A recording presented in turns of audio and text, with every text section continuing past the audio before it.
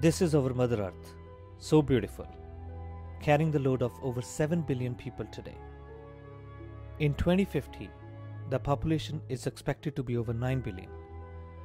The drastic growth of population has led to vertical growth of cities, traffic gridlocks, industrialism, and thereby increasing the pollution and decreasing the resources.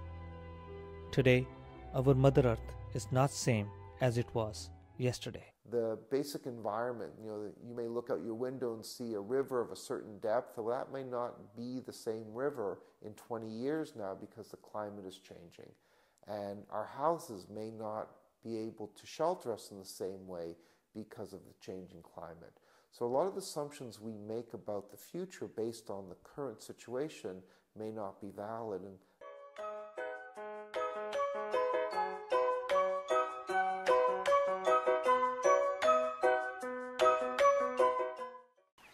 A green roof and a green wall are technologies that allow us to grow vegetation on rooftops or walls without damaging the building.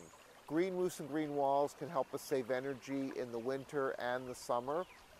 Green roofs and green walls can help us reduce the amount of water that flows into the storm sewer system, which on a day when we have a lot of rain, fortunately not today, can be instrumental in preventing a flooding situation.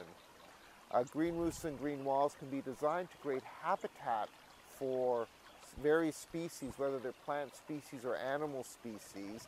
And in a city where we've taken away so much habitat, that can be a very important application. They can also be used to grow food. Now, each of these applications, whether it's growing food or recreation or perhaps mental well-being, may require slight changes in the design, but basically it is the same technology. And even if you focus on one benefit, such as biodiversity, you will get the other benefits as well. My research work has been very varied. It's covered green infrastructure, complex systems, energy, biodiversity. But I think the largest impacts I've had are with the work on green infrastructure and complexity. With green infrastructure, I helped start green roof research in Canada with an organization that became Green Roofs for Healthy Cities. And I think we've had a tremendous impact. Our work helped to lead to the bylaw in the city of Toronto that led to a requirement for green roofs on new buildings. It helped lead to a North American Association for Green Roofs. It helped lead to Green Infrastructure Ontario. And I think it's helped a lot of people understand this technology. The complexity work has led me to create a piece of software that I used for research, but also I found it had tremendous application in teaching. And it's in this area that I began to reach out to young people.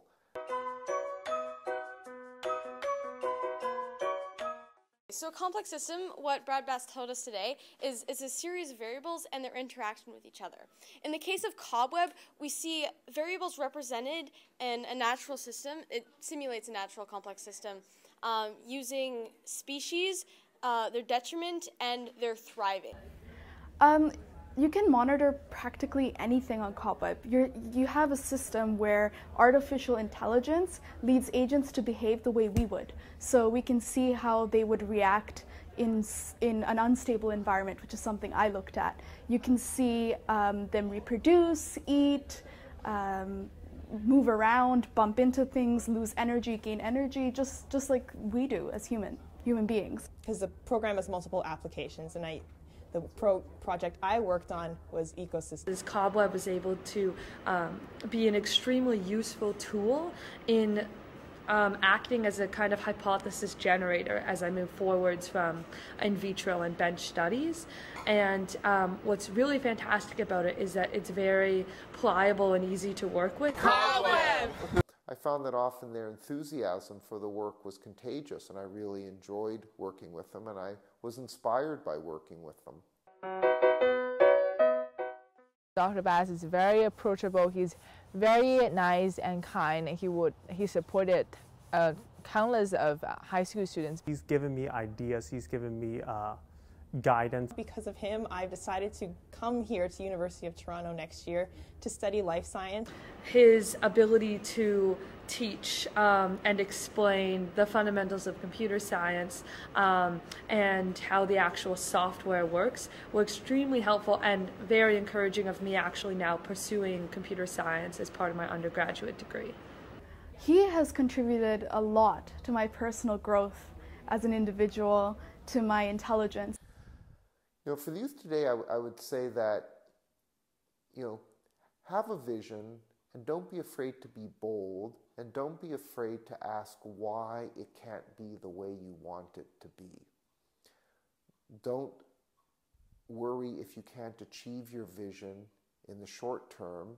It's not a race. Some things take a long time to happen. But don't lose your vision, don't lose your energy, don't lose your enthusiasm. After reading about his publication online, I really wanted to do something related to the green wall or green roof garden. So we decided to do a biofilter, and he gave me some readings, and I saw the microbead problem was a very interesting one to look at, especially so recent, just last summer, and it's still currently an issue. So yeah, all these factors really motivated me throughout this project. Brad provided us with a lot of information, either from his own research, from other research colleagues, from his students. He's really open-minded, and yeah, he tries to connect the dots with everything. I was working on a task group with the Intergovernmental Panel of Climate Change, and our task group was responsible for making sure that scientists had the data they needed from the climate models for their research. The Intergovernmental Panel on Climate Change, or the IPCC, brought together approximately 3,000 scientists. And so we were all working together to assess the state of climate change research and where climate change is going. So it was a shared prize. The Norwegian Nobel Committee has decided that the Nobel Peace Prize for 2007 is to be shared in 2 equal parts between the Intergovernmental Panel on Climate Change, IPCC, and Albert Arnold Al Gore Jr. My life became much busier once I started to work on things like that, because people keep asking me to come and talk to them about these issues. So it's allowed me to really meet a lot of people, and I enjoy doing that. So I've been able to take something I enjoy and things I enjoy talking about and put them together. He's out a lot doing things, but those are the things that energize him. They make him alive. They make him who he is, pretty much. So we each have our places out there in the world, and then when we're together, we have our places together in our world.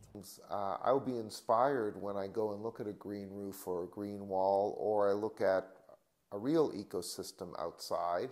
I might be inspired by people I work with. I might be inspired by the students that I work with. Sometimes when I've had a bad day and then I have to go work with students, their enthusiasm can really be infectious, and I come out of it and I feel great, and all of a sudden the bad day is a great day. He is somebody who's always interesting, always looking for something new, something to connect to. If I get too stuck doing my regular everyday things, I can be sure that Brad will be someone who will want to go out, try something, get involved, get me out involved. You can't stay stuck when you're around Brad, because he likes being involved, and he likes experiencing new and different all the time. Self-sacrificing. Inspiration. Inspirational. Enthusiastic. A mentor. Thoughtful. Enthusiastic. Inspiration. Infectious. Visionary.